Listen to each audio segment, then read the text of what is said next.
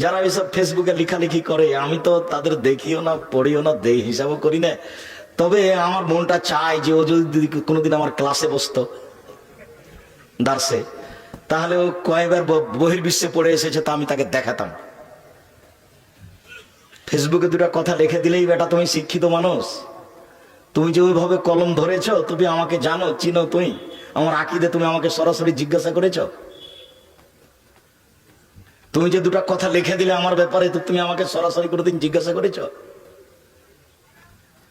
তুমি জাতির সামনে কিছু বলো, এই বেটাই তুমি যে ফেসবুকে লিখেছো কিছু বুঝো? তুমি তোমার জ্ঞান কিছু আছে?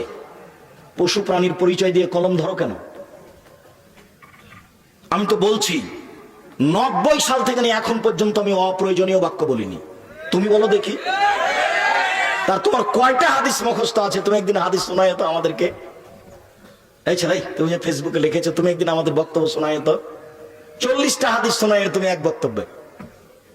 তোমার মরা পর্যন্ত সময় থাকলো, জাতি থাকলো, আমি চলে গেলে।